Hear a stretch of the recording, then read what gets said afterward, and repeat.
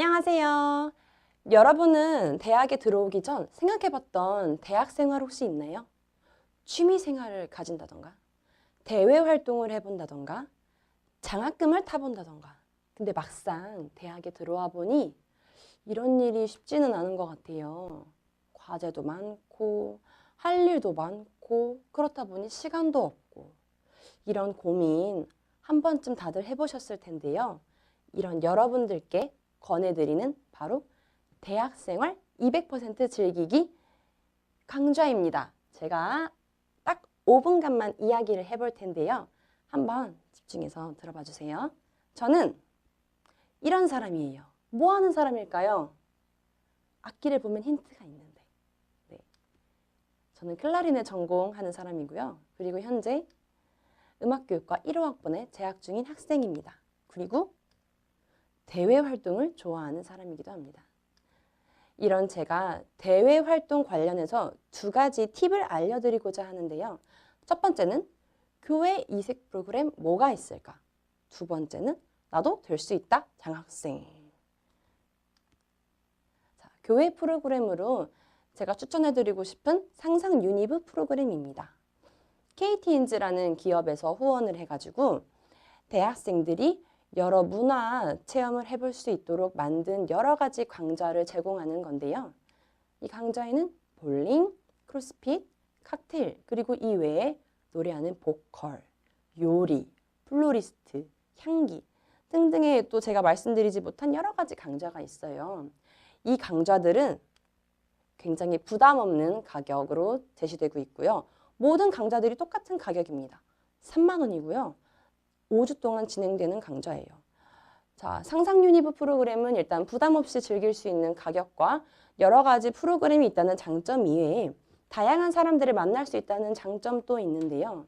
저 같은 경우에는 학교 외에 있는 사람들, 여러 대학에 다니는 사람들과 여러 과에 다니는 사람들의 얘기를 들으면서 이런 것도 있고 저런 것도 있구나를 느끼게 해주었던 프로그램들이었던 것 같아요. 그래서 저는 대외 활동 중에 바로 추천해드리는 바고요. 이 외에도 여러 가지 좋은 대외 활동이 있으니까 한번 여러분도 찾아보시길 바랍니다. 그 다음에는 아산 장학생인데요.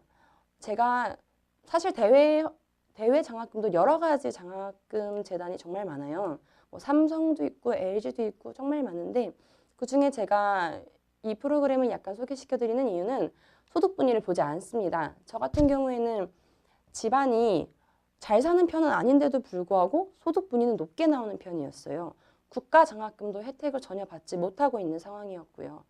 근데 장학금은 받고 싶었고 저 혼자 찾아본 결과 알게 된 장학재단이었고요.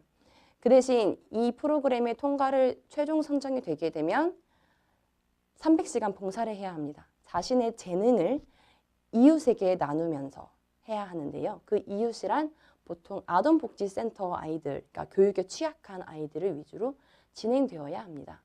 저는 이 장학 프로그램에 선정이 됐을까요? 안 됐을까요? 네, 다행히 돼서 이렇게 장학증서도 받고 여러 사람들과 사진도 찍고 그랬답니다. 자, 보시면 제가 이제 서류 전형에 합격하고 받은 문자 그리고 최종 합격하고 받은 문자인데요. 아직도 이걸 보면 막 가슴이 떨려요. 그때 떨림이 막 느껴지는 것 같아서 아산 재능 나눔에 최종적으로 선정이 되려면 첫 번째는 자기소개서 그리고 두 번째는 면접 두 가지를 통과하시면 되는데요. 먼저 자기소개서에서 말씀을 드릴게요. 지원 동기, 학업 계획, 그리고 진로 계획 중 세 가지에 대해서 쓰셔야 하는데요.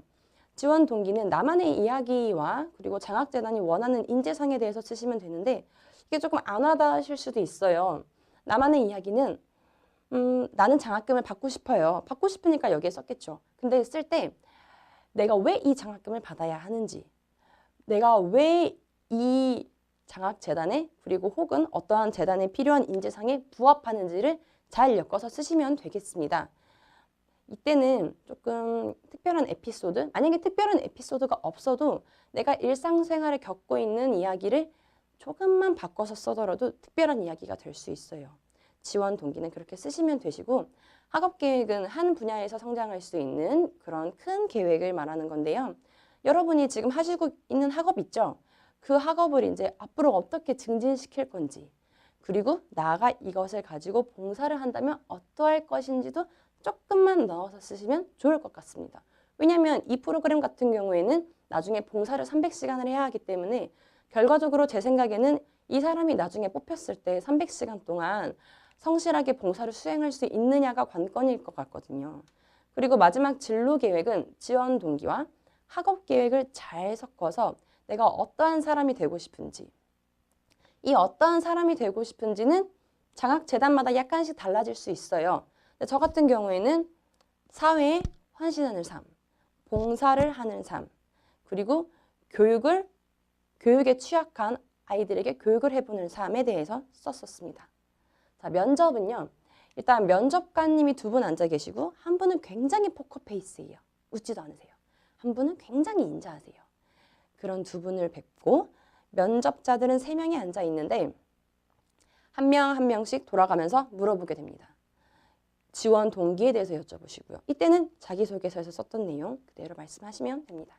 그리고 말씀하실 때 이왕이면 이렇게 네 이렇게 무뚝뚝한 표정보다는 좀 미소를 띠면서 얘기를 하시는 게 듣는 사람도 말하는 사람도 더 기분 좋게 얘기하고 들을 수 있습니다.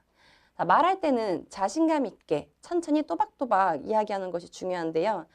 자신감 있게 얘기한다는 거는 좀 큰 소리 있게 그리고 여유 있게 천천히 또박또박도 마찬가지 맥락이겠죠. 그리고 마지막으로 눈을 마주치면서 이야기하는 것이 중요합니다. 아무리 자신감 있게 얘기하고 또박또박 이야기해도 이렇게 땅을 보고 얘기하면 여러분도 제 말이 와닿으시나요? 마찬가지죠. 신뢰감을 형성하는 데만큼 눈을 마주치면서 얘기하는 것이 중요합니다. 제가 오늘 말씀드린 2가지 팁, 대외 활동과 장학금에 대해서 말씀드렸는데요. 사실 제가 찾은 거 이외에도 여러 가지 프로그램들이 많습니다. 여러분들이 이 프로그램들 이외에도 여러 가지를 한번 찾아보고 또 한번 도전해보는 재미있는 대학 생활을 즐기셨으면 하는 바람입니다. 감사합니다.